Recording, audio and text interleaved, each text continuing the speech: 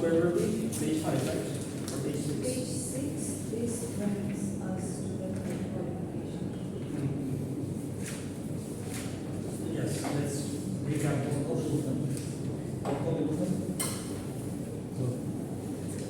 Copy column.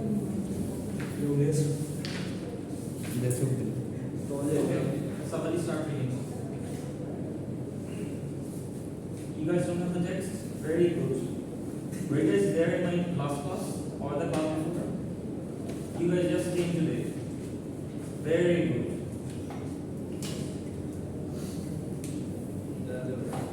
I'm not going to repeat classes. This brings us to a third qualification. One ought never to assume that the structure of Orientalism is nothing more than a structure of lies or of myths which, were the truth about them to be told, would simply blow away. I myself believe that Orientalism is more particularly valuable as a sign of European Atlantic power over the Orient than it is as a verdict discourse about the Orient. Okay, Which stop. We over here from what did we learn about Orientalism so far?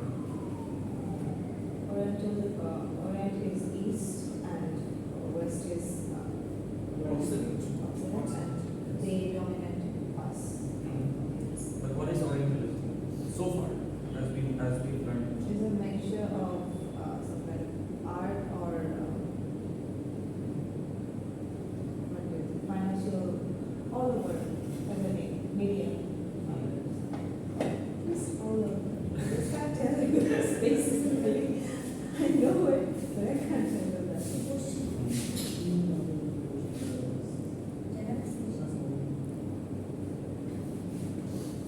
Take a front seat. Take a seat over there.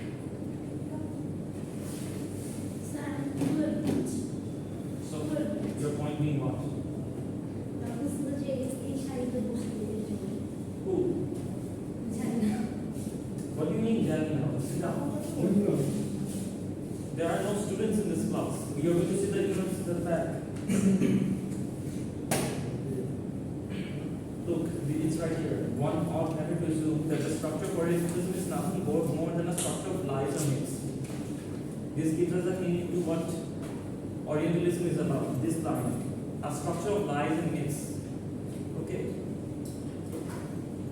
This paragraph is saying that Orientalism is not a structure, not just a structure of lies or myths, which, were the truth about them to be told, would simply blow away.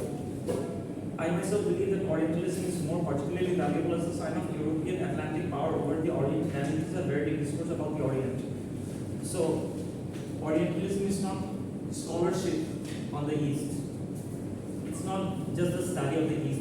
It is a sign of the Occident or the West's power over the East. Is that clear? Okay, continue. Which is what, in its academic or scholarly form, it claims to be. Nevertheless, what we must respect and try to grasp is the sheer needed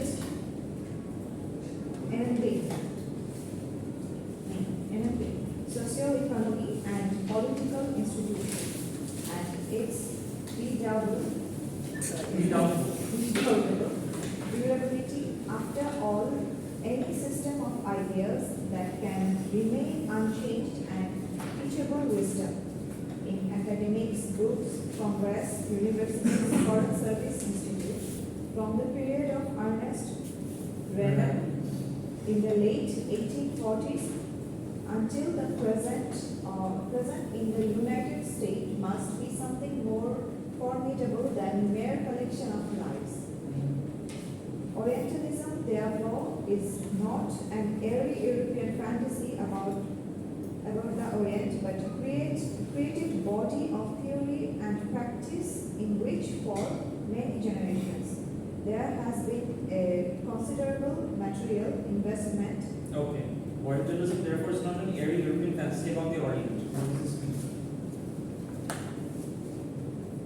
What we think Europe or American countries. It's not like this. More complicated or I'll read it again. Orientalism, therefore, is not an airy European fantasy about the Orient. Just this part. What does it mean? Yes, you can say Bangla. আমরা যেটা হচ্ছে মনে করি যেটা খুবই হালকা পাতলা কোনো কিছু ওরকম না, এটা কমপ্লিকেটেড কি জিনিসটা? What is this thing? Orientalism. Power It mentions Orientalism, therefore. We're talking about Orientalism here. Orientalism is not an airy European fantasy. আমরা ইউরোপিয়ানদের দিনে হচ্ছে ধরেন যে টাইপের হচ্ছে একটা থিঙ্কিং রাখি better some everything it's not like this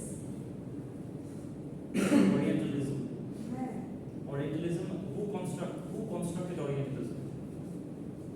West Yes. What is Orientalism about? East Exactly. So it's not. We are not discussing Europe. We are discussing the East. Europe's construction of the East. Do you understand? Orientalism, therefore, is not an airy European fantasy about the European fantasy about the Orient. It's an European fantasy, not an Eastern fantasy. About the Orient, but a created body of theory or practice in which for many generations there has been a considerable material investments. For a long time, the Europeans have been involved in generating discourse. Okay? Generating knowledge on the Orient for many generations. Okay, continue. So what is it? For a long time, let's say, what is a generation? Do you guys know? Yes, exactly. For many generations, the Europeans, let's say there's one European, his son, and then his son, and then his son, and then his son, and then his son, have been involved in constructing an idea of the Orient. Okay? It's not like I did it and it's done. I did the construction of the Orient and it's done. It's not like that. The later generations have been taking up the legacy. They have taken up my legacy of Orientalism. Yes, continue. Continued investment made Orientalism as a system of knowledge about the Orient and accepted grade of filtering through the Orient into Western consciousness. Just as the same investment multiplied indeed made truly productive and statements proliferating out of Orientalism into the general culture. Okay, stop it for a moment. You two, do you guys have the text? Is this yours? Go and get it. Go downstairs and get it right now. What are you guys doing sitting there? Just go and get it. I don't understand sometimes. Oh, নিচে আছে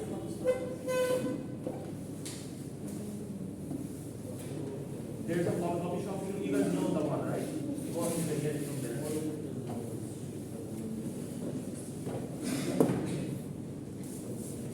You don't need to take this. You don't need to. They already have it. What does that mean? Proliferating? No problem. I'm going to explain. Pronunciation. Proliferating.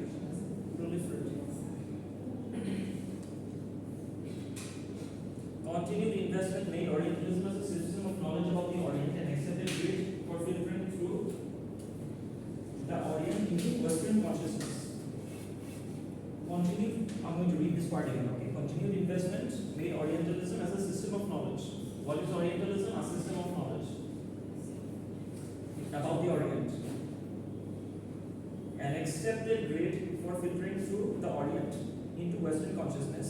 Just as the same investment multiplied to make truly productive the statements proliferating out from Orient into the general culture. Here's something you guys have to understand. Whenever the West is talking about the East or the Occident is talking about the Orient, they taking information. They're selective about the kind of information they take. Okay, so let's say I'm doing journalism on the east. I'm going to take in those bits of information which I like. So, for example, the West has a criteria. This is my criteria. If the information I'm getting fits this criteria, I will present this information on news media or television. If it does not fulfill my criteria, I will not present it on news media. Okay, you guys get it? So they're very selective about the kind of information they take about the Orient. Because you see, the West doesn't want to present the Orient in a let's say positive fashion. They want to present the Orient in a way that helps them take advantage of the Orient. Okay? That's basically what this part is saying.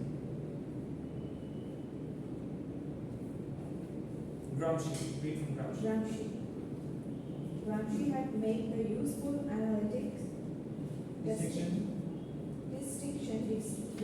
between civil and political society, in which former is made up of voluntary or at least rational or non what?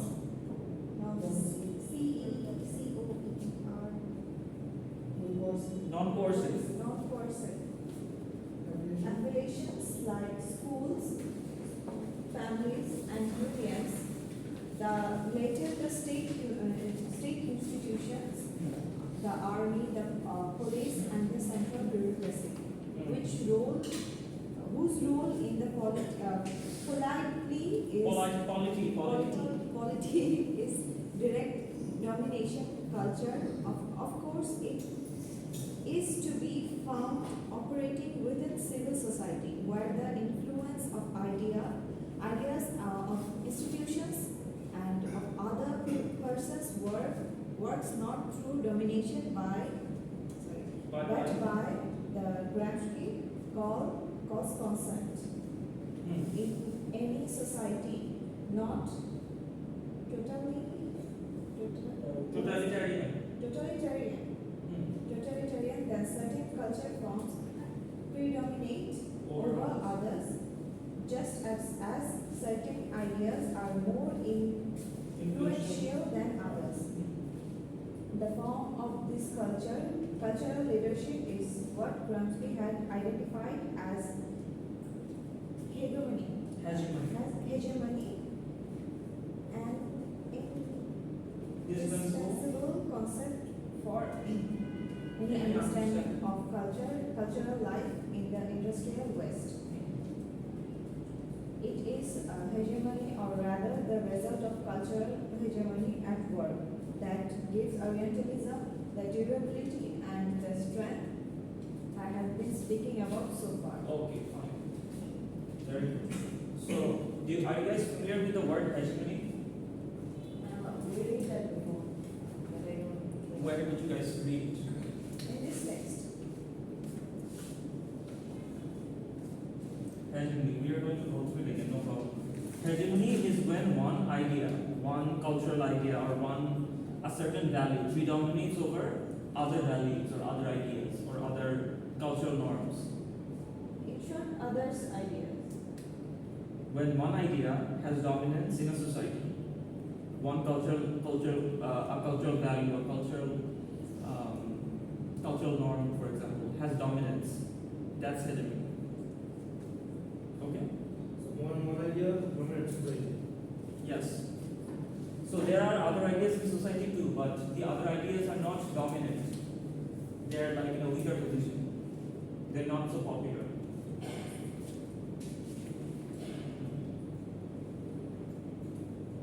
Orientalism is never far from the. Wait. Give me a moment. So, Orientalism is hegemonic, is also what he's saying. These perceptions that the West has generated is very popular. They have dominance. They are accepted. They are the accepted norms.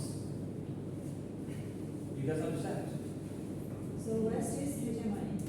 The Western ideas are hegemonic, yes.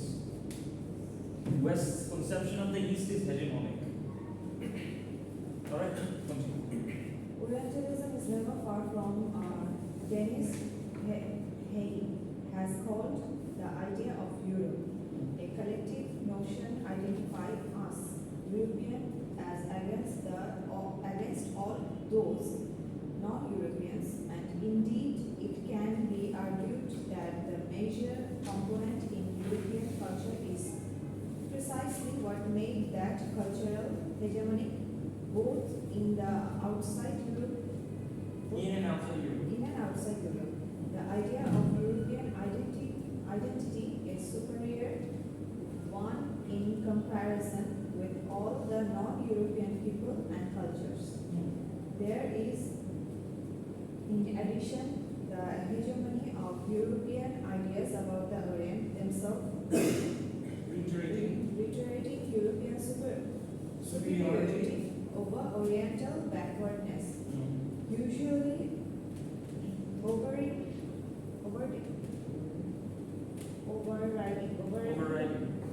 the possibility that a more independent or more skeptical thinker might have had different views on the matter. In a quite constant way, Orientalism depends for the strategy on this flexible positional superiority, which puts the Western in a whole series of possible relationships with the Orient without even losing the relative upper hand. And why should it have been otherwise, especially during the period of extraordinary European ascendancy from the late Renaissance to the present? The scientist, the scholar, the missionary, the trader, or the soldier was in or thought about the Orient because he could be there or could think about it with very little resistance on the Orient's part. Under the general heading of knowledge of the Orient and within the umbrella of Western hegemony over the Orient during the period from the end of the 18th century, there emerged a complex Orient suitable for study in the academy, for display in the museum, for reconstruction in the colonial office, for theoretical illustration in anthropological, biological, linguistic, racial, or historical these about mankind and the universe, for instance, of economic and sociological theory of development, revolution, cultural, personality, national or religious culture character. Additionally, the illuminating examination of this Orient was based more or less exclusively upon the souvenir of Western consciousness. Out of those unchallenged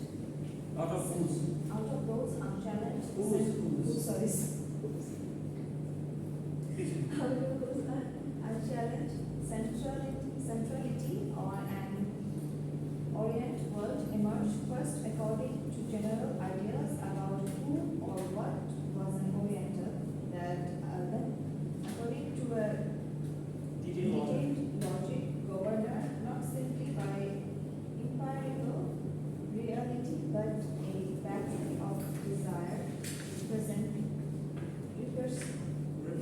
repressions, investments, and projection. Okay, stop there.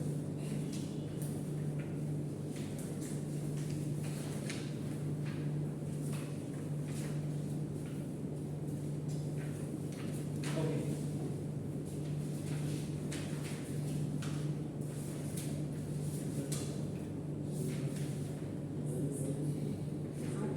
Page 7. Go back to page 7.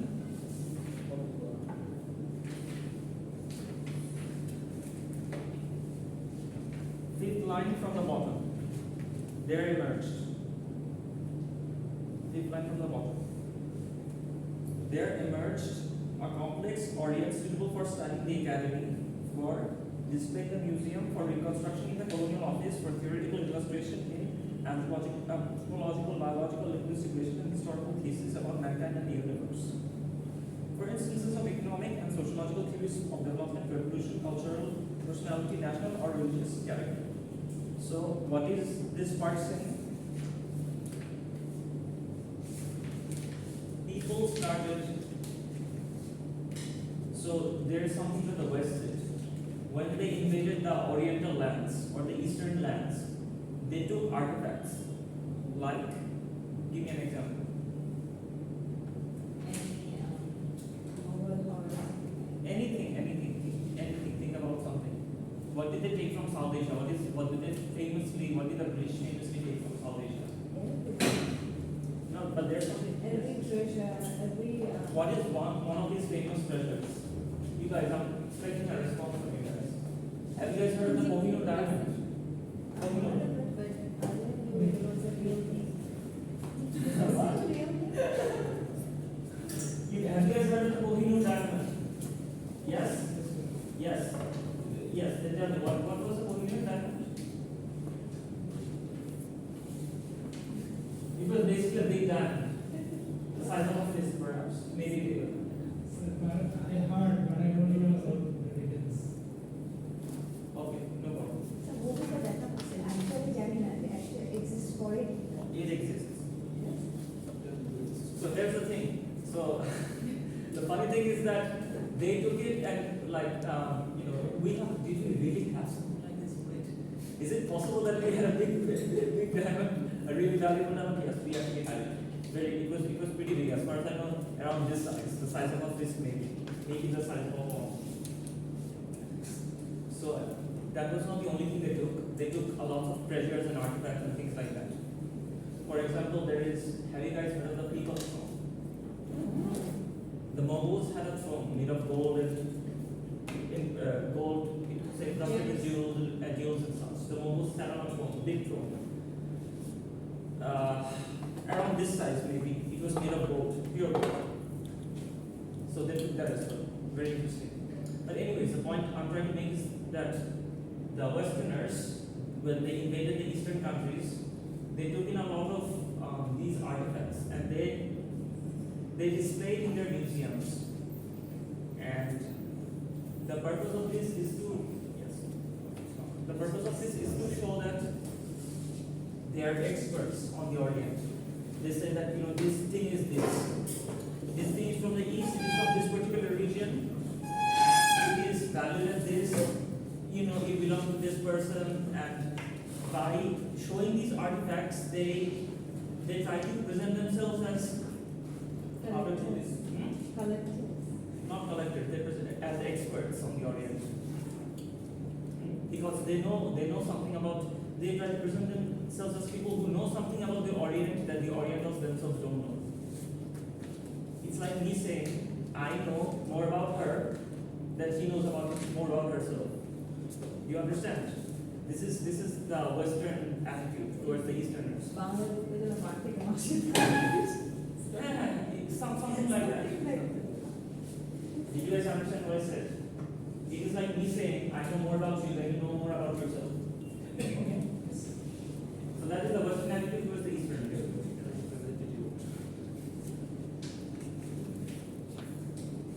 Okay, where was it? Oh, yes. We're going to take a jump because we don't have much time. Let's go to page 9.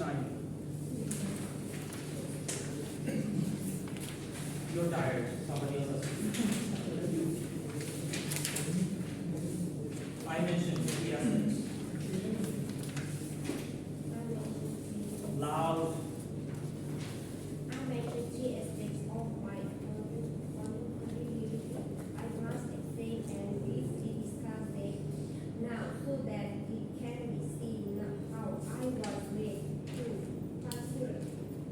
particular course of research and writing. The distinction between pure and political knowledge. It is very easy to argue that knowledge about speaker or Shakespeare Shakespeare or words. Or Wordsworth. Wordsworth is not political, whereas knowledge about contemporary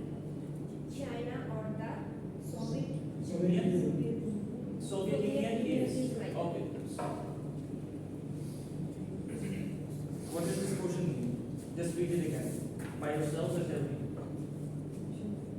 Foreign. The distinction between pure and political knowledge with this four parts.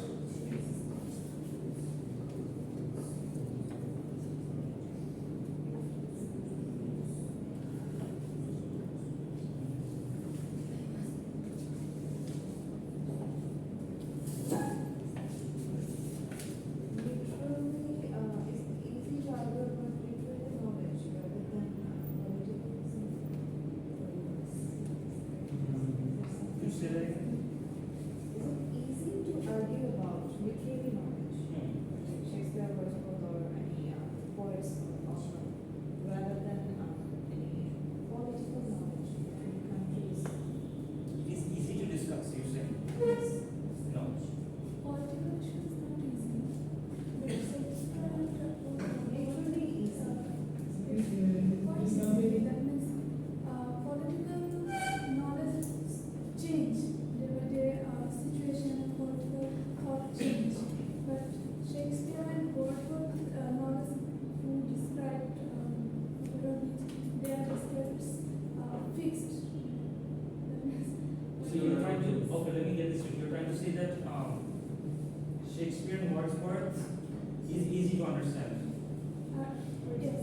No, that's not what the text is saying, yes. So it's something like that.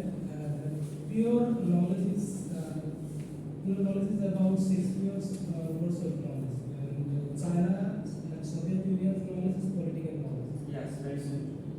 Okay? If you study the economics of a particular country, the history of a particular country, the political situation of a particular country, the culture of a particular country, if you study its population, this is all political knowledge. Okay? If you study, let's say literature, if you read a novel or study a novel, if you read a piece of poetry, if you read a work of drama, okay, it is not political knowledge. It is pure knowledge.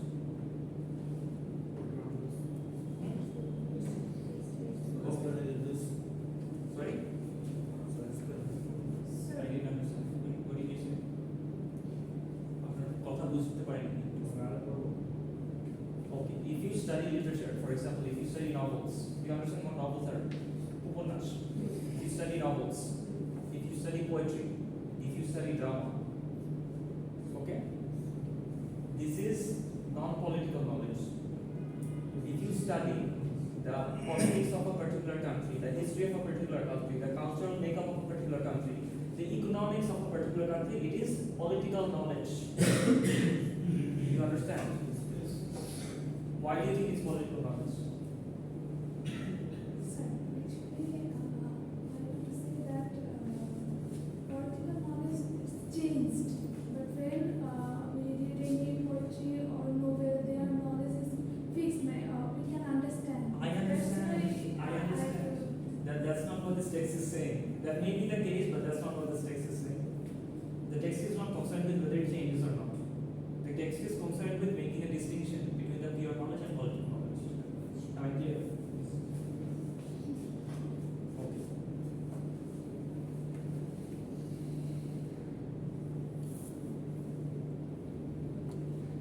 Now, I would love for you guys to read this entire portion by yourself, but I'm going to explain this portion because we don't have that kind of time.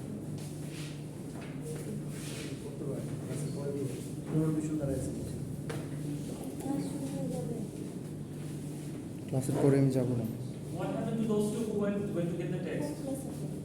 Sorry No, not you. What happened to those two who went to get the text? Did they like disappear?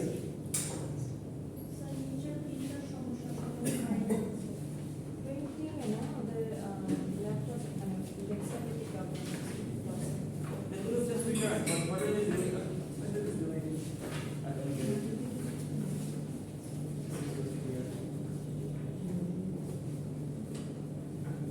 Yes, where was it? Pure and political knowledge. So there are two kinds of knowledge. There is pure knowledge and there is political knowledge. in this portion, let's say in this page and the next page, Said is basically saying there is no difference between pure knowledge and political knowledge. Said does not believe in this. According to Said, all knowledge is political. Okay, all knowledge is political.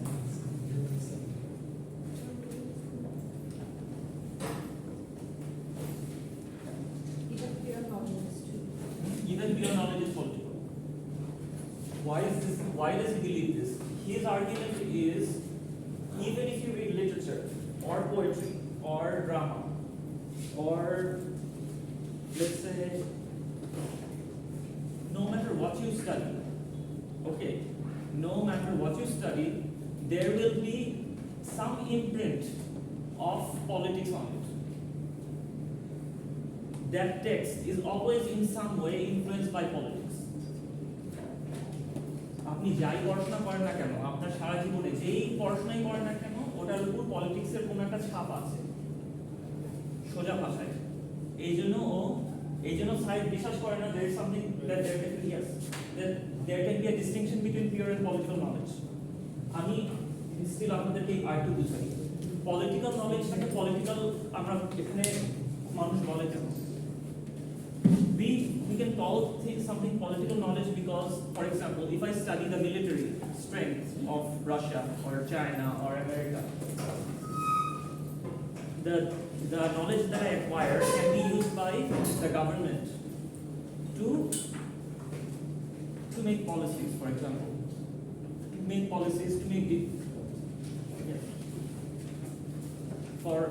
can be used for diplomacy purposes.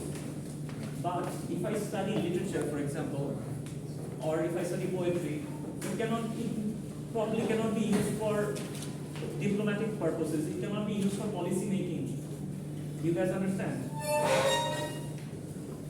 So based on that logic, you might say that there is a distinction. But Said says there is no distinction, because even if we study something that does not seem like it's connected to politics, it is connected to politics. Because politics has an influence on what we study in one way or another, indirectly.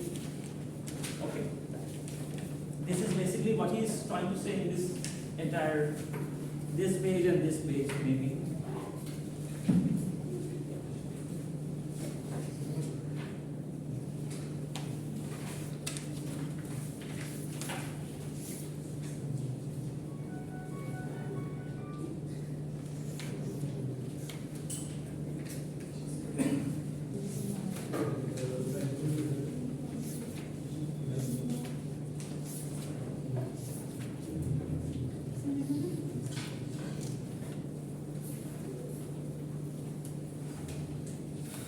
Those of you who came late, you guys need to understand that you guys missed a lot of things.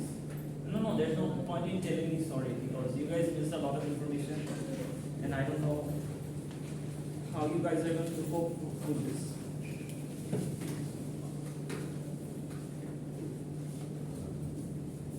Yes, why don't you read?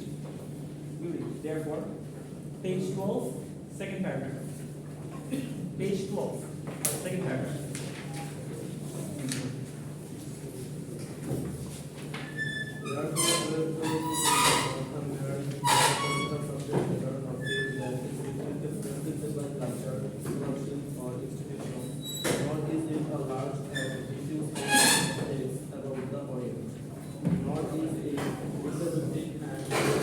Stop for a moment. You guys came in late, made a lot of noise in the back. What is your problem? When you guys come in late, at least have the decency to come in quietly. Also sit in the front. Why are you guys sitting at the back? Why do I have to shout? সামনের সিটে বসেন। যার পিছনে বসেন সামনের সিটে বসেন। এখানে সামনের সিট আছে, কাছের সিট আছে। বসবেন না, আচ্ছা তাহলে যান আপনারা। বসে না চলে যান। ক্লাসে আপনাদের দরকার নেই।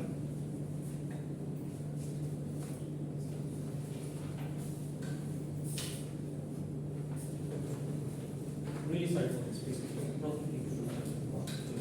Therefore, Orientalism is not a mere political subject matter or field that is requested aggressively by culture, scholars, or institutions, nor is it a large and diffuse collection of texts about the Orient. some nefarious Western imperialists want to hold down the Oriental world. It is rather a distribution of geopolitical awareness into Aesthetic, scholarly, economic, sociological, historical, and philosophical texts. philological. It is an elaboration not only of the basic geographical distinction. The world is made of two unequal Halves. halves, Orient and Occident, Itu loud. but also of a whole series of interests which by such means as scholarly discovery, philological reconstruction, philological analysis, landscape, Psychological analysis. psychological analysis, landscape, and sociological description. It not only creates but also maintains it is rather than expresses a certain will or intention to understand.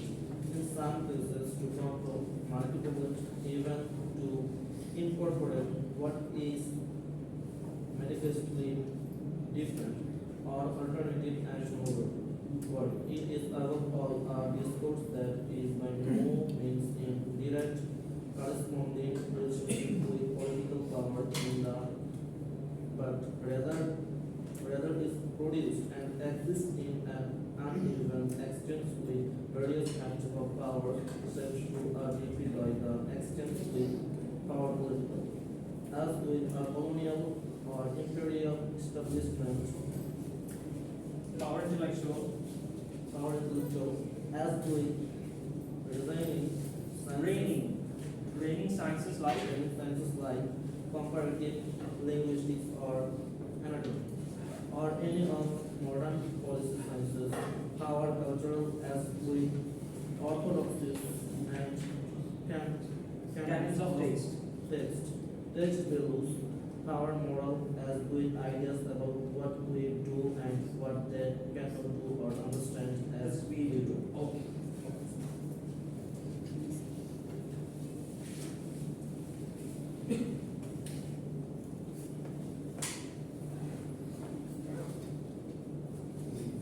In line 5 from the paragraph, you will find it is rather distribution of geopolitical awareness in aesthetic, scholarly, economic, sociological, historical, and philological texts.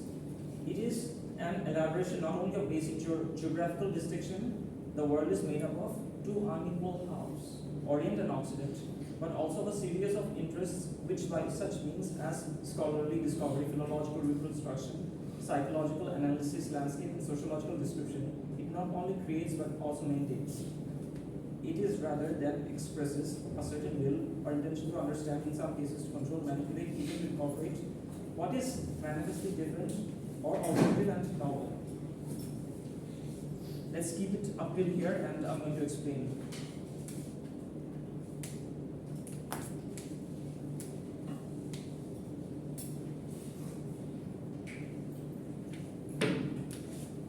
Okay. Orientalism, and he's saying it is rather a distribution of geopolitical awareness. Geopolitical awareness. What do you guys think it means? Geopolitical awareness. Just the term. What is geopolitics or geopolitical? Politics included geographical. Yes, geography-based politics. Geopolitics is geography-based politics. What kind of geography? The East and the West. So Orientalism is a kind of scholarly pursuit or a knowledge pursuit or a distribution of knowledge or a distribution of information where there is where a distinction is made between the East and the West. What kind of distinction? All kinds of distinction. Okay? All kinds of distinction, whether it be sociological. So the Orientalists are going to say there is a sociological difference between the East and the West. There is a distinction. There is a difference in the language. There is a difference in the way people here live. There is a difference in everybody's difference in cultural values between the East and the West. Everywhere they will try to make a separation between the East and the West. Okay, So they're saying there's a world and there's a line between. I'm really sorry, this marker is really bad. Okay, so thank you. Is this permanent? Oh no, this is white. So there's the west over here and the east over here. So what the west try to do is they generate knowledge on the east and give them information and inject information onto the east. And all this information is concerned with making a distinction that look, there's a line, there's an invisible line between us, and we are very, very different. The West keeps on telling us, you guys are different from us in every way possible. And they try to establish that thesis that you guys are different from us. Okay? And that is basically what all these things are saying. It is rather a distribution of geopolitical awareness. It's making you aware of your Oriental condition. It is making you aware that you are an Easterner. Into aesthetic, through painting and art, scholarly, through education, economic, through money, exactly, through the flow of money, historical, through the use of history, philological, through language.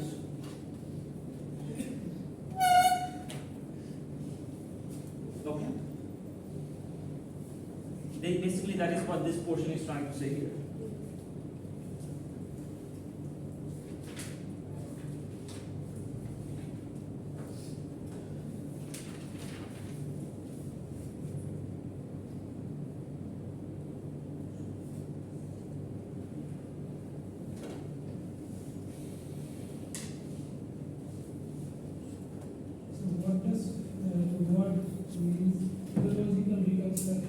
Philological, okay, so good question. I don't know entirely what he's trying to say, but there are some things I know. For example, philology is the study of language. Bhasha. If you study philology, you're basically studying a language. In particular, it's grammar. Okay. Philological distinction, by that he's trying to say that the language that the West uses and the language that the East uses is very different. Is fundamentally different. There are many fundamental differences between the two. Okay. The idea, the suggestion is kind of, the implicit suggestion is that the language that we use in the East, the Eastern language is somehow inferior to the Western language.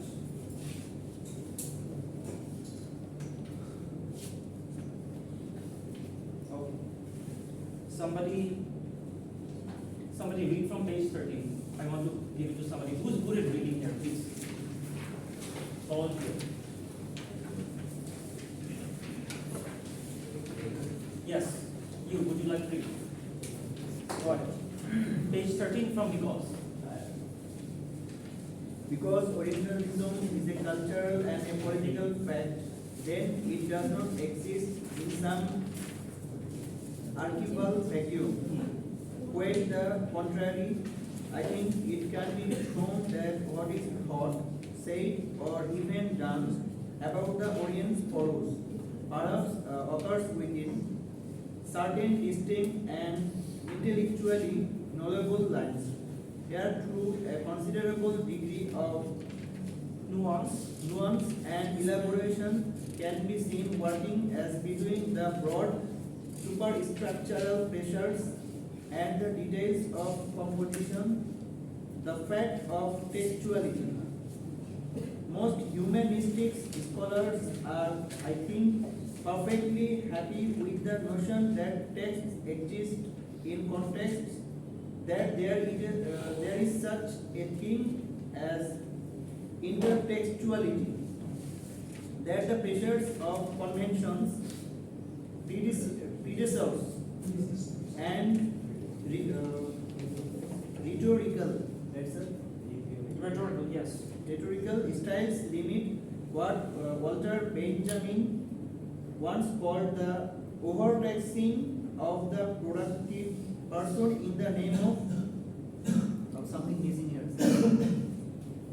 Of the principle of creativity, in which the poet is believed on his own and out of his pure mind to have brought forth his work. Yet there is a reluctance to allow that political, institutional, and ideological constraints act in the same manner on the individual author. A humanist will believe it to be an interesting fact to any interpreter of Balzac that he was influenced in the comedy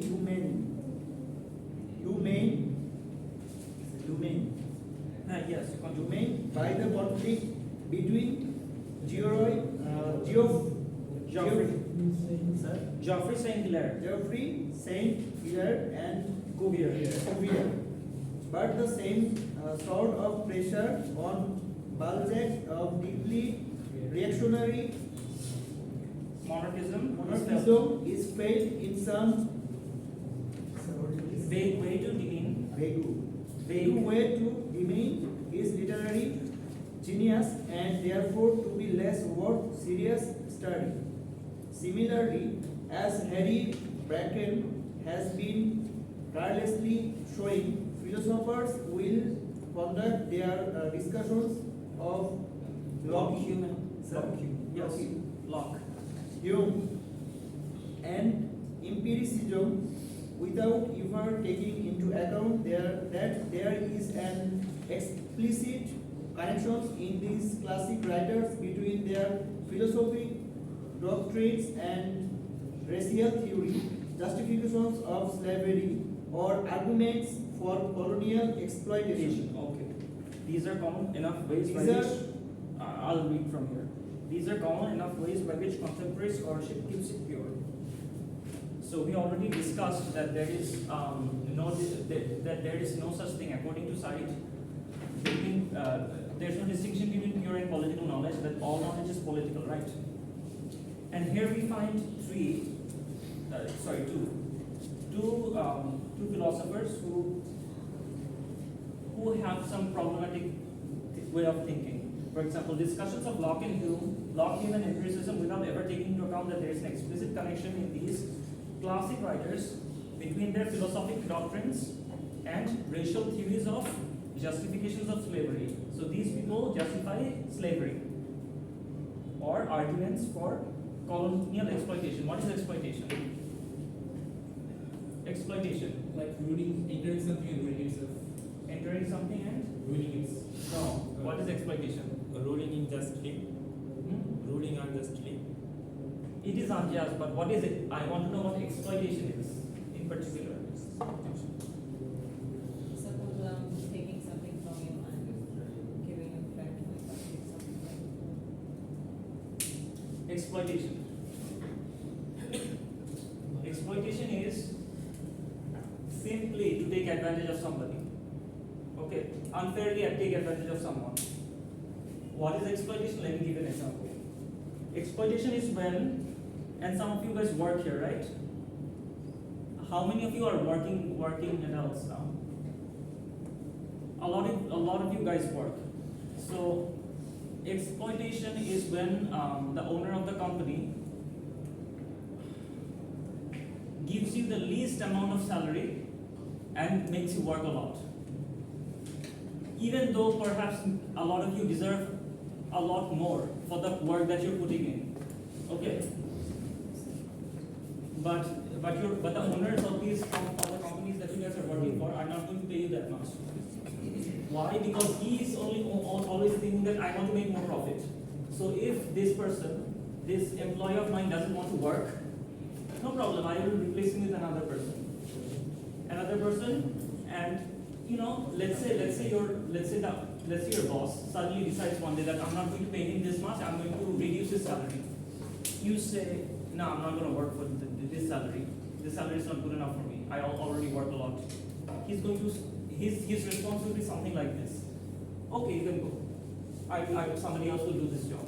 And somebody is actually going to replace your job. Right? For a lower pay. This is basically exploitation. When somebody takes advantage of you unfairly. Plain and simple. Did I manage to explain that? Was that too complicated? No. Okay. Basically, unfairly taking advantage of somebody is exploitation. So these people, Locke and Hume, are two philosophers who, European philosophers by the way, who justified slavery in their work, and who also justified colonial exploitation, the exploitation of the colonies that the Europeans invaded. So they were okay with the European colonization and exploitation of the colonies. Okay? And Said is saying that when people study Locke and Hume, they separate the two. Locke is one person, Hume is a different person. But Locke and Hume are both Europeans who are, if you study them together, you will find that they're both Europeans who are Orientalists. Okay? They all have the same ideas. Even though they're different people, they have same ideas. They're vouching for the same policy. They're not different. They're not different people.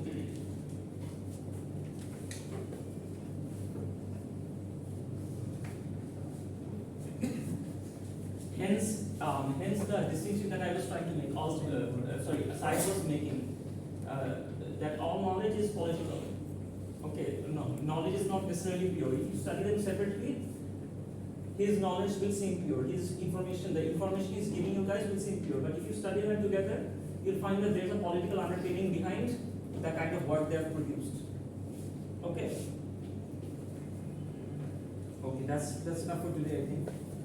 We finish at page 13. Common enough ways by which contemporary scholarship keeps it pure.